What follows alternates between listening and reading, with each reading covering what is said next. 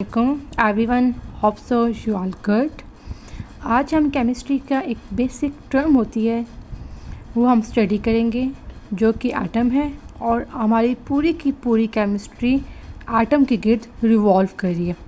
अगर हमें एटम का समझ आ गया और कुछ बेसिक और टर्म्स हैं उनका समझ आ गई तो इसका मतलब है कि हमें केमिस्ट्री समझ आ गया। तो एटम एक ऐसी टर्म है जिसका समझना हमारे लिए बहुत इम्पॉर्टेंट है, क्योंकि अगर हमें एटम की समझ है इसका मतलब है हमें बाकी टर्म्स भी आहिस्ता आहिस्ता समझ आना शुरू हो जाएंगे। तो हमारी पूरी की पूरी जो केमिस्ट्री है वो एटम के गिर्द रिवॉल्व करी। तो एटम अब क्या है? एटम एक स्मॉलेस्ट पार्टिकल है, ठीक है, जो कि अकेला भी एग्जिस्ट करता है और नहीं भी करता, इंडिपेंडेंट होता है। अकेला एग्जिस्ट करेगा भी और अकेला एग्जिस्ट नहीं भी करेगा, ठीक है। तो ये आपने माइंड में रखना है कि आप जो एटम है वो स्मॉलेस्ट पार्टिकल है जो अकेला होगा भी और अकेला नहीं भी हो सकता, मतलब अकेला भी एग्जिस्ट करता है और किसी और के साथ भी मिलकर एग्जिस्ट करता है। अब इसका स्ट्रक्चर हम देखेंगे कि एटम का स्ट्रक्चर किस तरह से है। पहले आपको पता होना चाहिए कि एटम में 3 फंडामेंटल पार्टिकल्स होते हैं, इलेक्ट्रॉन, प्रोटॉन और न्यूट्रॉन, ठीक है। ये 3 चीज़ें होती हैं आपके पास एटम के अंदर।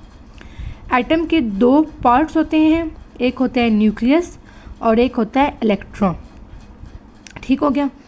यहाँ तक मुझे उम्मीद है कि आपको समझ आ गई होगी। तो अब हम स्टडी करते हैं कि न्यूक्लियस क्या है, इलेक्ट्रॉन क्या है, इन चीज़ों को हम डिटेल में देखते हैं।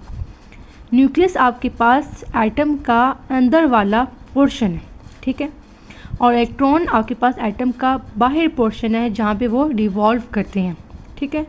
न्यूक्लियस आपके पास एटम का अंदर वाला पोर्शन है और इलेक्ट्रॉन आपके पास एटम के बाहर वाले हिस्से में रिवॉल्व करते हैं, ठीक है हो गया। जो आउटर पोर्शन होता है ना एटम का उसको कहते हैं शेल कहते हैं, ठीक है। उन शेल्स के अंदर आपके पास इलेक्ट्रॉन रिवॉल्व करते हैं, ठीक है।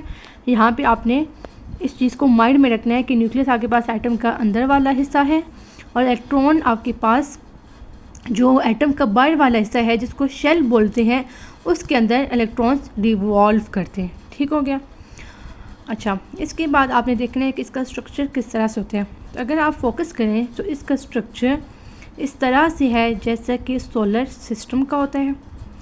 सोलर सिस्टम का स्ट्रक्चर से मुराद ये है जैसा कि सन जो होता है वो आपके पास दरमियान में होता है और जो आपके पास प्लैनेट्स होते हैं वो उसके गिर्द रिवॉल्व करते हैं। सिमिलरली इसमें भी क्या होता है, आपके पास न्यूक्लियस आपके पास सेंटर में होता है, ठीक है। इसको आप जैसे सन होता है सेंटर में, न्यूक्लियस भी आपके पास इसी तरह सेंटर में होगा और वहाँ पे प्लैनेट्स रिवॉल्व कर रहे हैं ना, यहाँ पे इलेक्ट्रॉन्स रिवॉल्व करेंगे अराउंड द न्यूक्लियस रिवॉल्व करेंगे, ठीक हो गया। तो पहले जो आपने माइंड में चीज़ रखनी है कि एटम जो है वो स्मॉलेस्ट पार्टिकल है जो अकेला भी होगा और अकेला नहीं भी होगा, मतलब इंडिपेंडेंटली अकेला और बाद का किसी के साथ मिलके भी वो एग्जिस्ट करते हैं, ठीक है। दोनों सिचुएशंस में वो एग्जिस्ट करते हैं। इसके बाद इलेक्ट्रॉन, प्रोटॉन और न्यूट्रॉन होते हैं। एटम का जो दरमियान वाला हिस्सा होता है उसको न्यूक्लियस बोलते हैं और न्यूक्लियस में 2 पार्टिकल्स होते हैं, प्रोटॉन और न्यूट्रॉन, ठीक है। टोटल 3 पार्टिकल्स हैं हमारे पास फंडामेंटल्स। तो जो प्रोटॉन और न्यूट्रॉन होगा वो न्यूक्लियस उससे मिलके बना हुआ होगा, प्रोटॉन और न्यूट्रॉन से, और जो आउटर पोर्शन होगा एटम का जिसको शेल बोलते हैं उनके अंदर इलेक्ट्रॉन्स रिवॉल्व कर रहे होंगे, ठीक है। तो ये हमारे पास जो था बेसिक स्ट्रक्चर था। नेक्स्ट अब हम इसकी जो स्टडी करेंगे वो हम स्टडी करेंगे इनके चार्जेस के बारे में कि इनके चार्जेस आपके पास क्या हैं, ठीक है।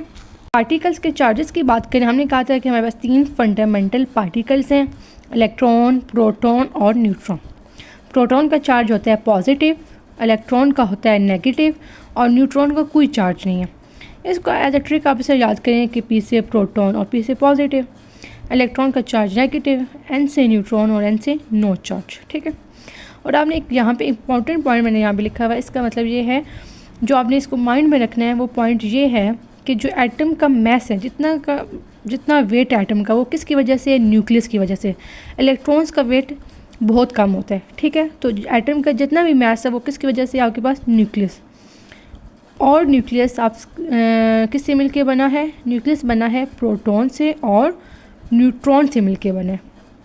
मैं इसको ब्रीफ कर देती हूँ कि केमिस्ट्री की जो बेसिक टर्म है वो एटम है, एटम एक स्मॉलेस्ट पार्टिकल है, इसका साइज़ बहुत छोटा है, ठीक है, और ये इंडिपेंडेंटली एग्जिस्ट करता भी है और नहीं करता। इसके पास 3 फंडामेंटल पार्टिकल्स होते हैं, इलेक्ट्रॉन, प्रोटॉन और न्यूट्रॉन।